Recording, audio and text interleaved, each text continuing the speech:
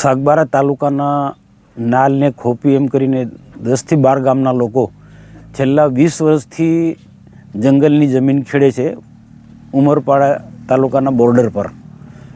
એ જે વર્ષો પહેલાં 2013 પહેલાં એ રાજપીપળા પશ્ચિમ ડિવિઝનમાં હતી. એ જમીન સાગબારાના ખેડૂતો ખેડે છે અને જે મોટાભાગના એમાં ઉકાઈ ડેમના અસરગ્રસ્તો છે.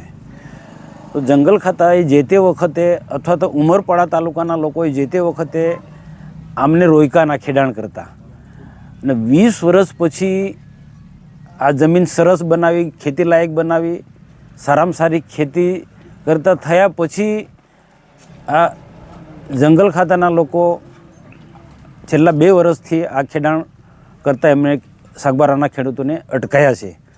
એમાં અંદરખાને ઉમરપાડાના કેટલાક આગેવાનો જે જંગલ ખાતા સાથે મળીને કેટલીક વન વિભાગની કેટલીક સ્કીમો જે છે એનું કામ કરનારા લોકો આમાં ઇન્વોલ્વ છે.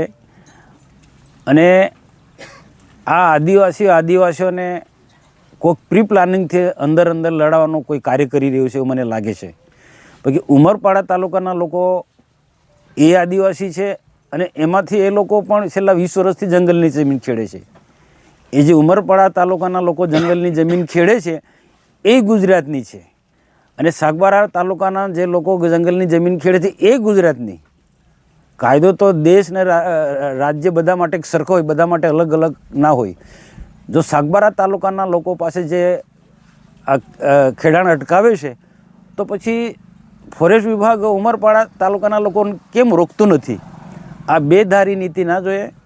અમને તેની સાગબારાના લોકોને પણ ખેડવા દેવું જોઈએ અને ઉમરપાડાના લોકોને પણ ખેડવા દેવું એ મારી રીતે માગણી છે. અમારે તો ઉમરપાડાના લોકો જમીન ખેડે છે એની સાથે કોઈ વાંધો નથી, પણ અમારો જે વિરોધ કરે છે એનો અમને વાંધો છે. અને ગઈકાલે જે ઉમરપાડા તાલુકાના જે લોકો જે સાગબારાના લોકોના વિરોધમાં, અમારા વિરોધમાં, સાગબારા તાલુકાના લોકોના વિરોધમાં જે આવેદનપત્ર આપ્યું અને રેલી કાઢી, એ ખરેખર બહુ દુઃખદ ઘટના કહેવાય. આ આદિવાસીઓમાં ભાગલા પડવાની કોઈ જંગલ ખાતાનું પ્રી પ્લાનિંગ છે એવું મને લાગે છે. અને એ જે રેલીમાં મોટાભાગના જે લોકો ગયા એમાં પણ જંગલ ખાતાના બીટગાર્ડથી માંડીને, વન સમિતિના માંડીને, આરએફઓથી માંડીને બધા જ લોકોએ બહુ પ્રયત્ન કર્યા. એટલે આ રેલી નું મોટું સ્વરૂપ ધારણ કર્યું. અને જો આ જ પ્રકારનું જો થશે તો આવનારા દિવસોમાં આદિવાસીને અંદર લડાવવાના કેટલાક લોકો જે પ્લાનિંગ છે એમાં સક્સેસ થશે. તો ઉમરપાડા તાલુકાના લોકોને પણ મારી વિનંતી છે, ભાઈ તમે આદિવાસી છો, અમે આદિવાસી, બધા આદિવાસી એક હળીમળીને આપણે જીવીએ. અમારા જે વર્ષોનો સાગબારાના તાલુકાના જે જમીન ખેડીને રોજીરોટી આખું પરિવારનું જીવન નિર્વાહ કરે છે એના પર તમે શા માટે ચંચુપાત કરો છો? એનું જીવન શા માટે તમે છીનવી લો છો? આજે આદિવાસી તરીકે એકબીજાને દુઃખમાં ભાગીદાર બનવું જોઈએ. આના બદલે તમે જંગલ ખાતાનો હાથો ભરીને આદિવાસીને દુઃખી કરી રહ્યા છો. આમાંથી કુદરત પણ રાજી ના રહે, દેમોંગરા માતા પણ તમારાથી રાજી ના રહે, ભાતુજી મહારાજ પણ તમારાથી રાજી ના રહે. ભાતુજી મહારાજના તમે ભગત છો બધા. ભાતીજી મહારાજ તો બધા દુખિયાનો મદદે ગયા છે, ગાયોનો વારે ગયા છે. તો આ બધા બિચારા આદિવાસીઓ ગાય બરાબર છે. આ બધા સાગબારા તાલુકાના જે બધા લોકો એ ગાય બરાબર છે. તો તમને ખરેખર આદિવાસી થઈને એમને મદદ કરવું, જંગલ ખાતાના હાથો ન બનવો જોઈએ. અને હું તો કહું આખા ગુજરાતના જ બધા આદિવાસીઓને, આ બધા આગેવાનોને કહું છું કે ભાઈ આ જે પ્રશ્ન છે એ બહુ ગંભીર પ્રકારનો પ્રશ્ન છે, આખો સેન્સિટિવ પ્રશ્ન છે. તો આમાં રાજનીતિ આપણે કોઈ લાવવી નહીં જોઈએ.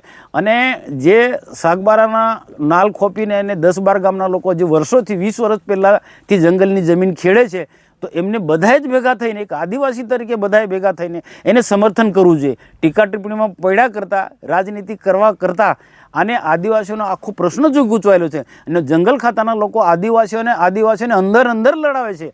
એમાં આદિવાસી ઉમરપાડાનો હોય કે સાગબારાનો કે ગુજરાતના કોઈ પણ હોય, બધાએ આપણે એક ભેગા થવું જોઈએ. અને આ બહુ દુઃખી લોકો જે છે સાગબારા તાલુકાના, એને બધાએ મદદરૂપ થવું જોઈએ એવી મારી અપીલ છે. અને એ વિસ્તારના, ઉમરપાડા વિસ્તારના હોય કે સુરત જિલ્લાના જે પણ કોઈ હોય, હું તો ગુજરાતના કોઈ પણ આદિવાસી લીડરો હોય, બધાને જ મારી નમ્ર વિનંતી છે કે બધાએ એક આદિવાસી તરીકે એક આદિવાસીઓના પ્રશ્નોની સમસ્યાને સમજી અને બધા એક થઈને આવા પ્રકારના જે પ્રશ્નો હોય એને સોલ્વ કરવાની દિશામાં આગળ વધવું જોઈએ, ઉકેલવાની દિશામાં આગળ વધવું જોઈએ.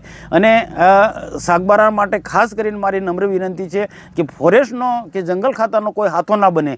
આજે ગઈકાલે જે આવેદનપત્ર આપ્યું કે રેલી કાઢી, એ બધા જ લોકો જંગલ ખાતાનો એ હાથો બનેલા છે. મેં એક વખત અહીંયા જ દાખલો એક આપ્યો હતો કે એક આદિવાસી એક ભારામાં રહીશું તો આપણી તાકાતને કોઈ તોડી ના શકે, પરંતુ ભારો છૂટી ગયા પછી અલગ અલગ વિભાજિત થઈ જઈશું.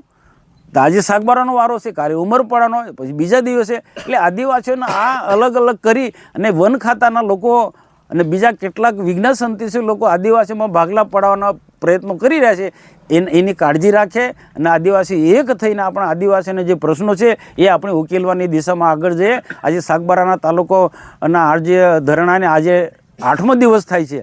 તો ખરેખર જે જવાબદાર લોકો છે, આ સાથે જોડાયેલા બધા જ લોકો, વન વિભાગના લોકોને અથવા તો બીજા કોઈ પણ લોકોને મારી વિનંતી છે કે હવે આ લોકોને ધીરજ ખૂટી છે. આમાં કંઈક ને કંઈ રીતના સમાધાનનો રસ્તો કાઢવો જોઈએ અને અથવા તો આ લોકોને જે વર્ષોથી ખેડતા આવ્યા છે એ ખેડાણ ચાલુ કરી દેવડાવવું જોઈએ. જંગલની જમીનો સનદ આપવી કે એ પ્રશ્ન પછીની વાત પછી છે, પણ જે છેલ્લા 2 વર્ષથી ખેડાણ કરવાના આ લોકોને અટકાયા છે એ ખેડાણ કરવાનું કાર્યવાહી અમને એમાં ચાલુ કરવા દેવું જોઈએ અને કોઈ જાતના રોકટોક વગર અમને પણ જે સુરત જિલ્લાના ઉમરપાડા તાલુકાના લોકો ખેડે છે આદિવાસીઓ, તો આ સાગબારા તાલુકાના આદિવાસીઓને પણ જંગલની જમીન ખેડવા દેવી જોઈએ. એ રીતના મારી અપીલ છે.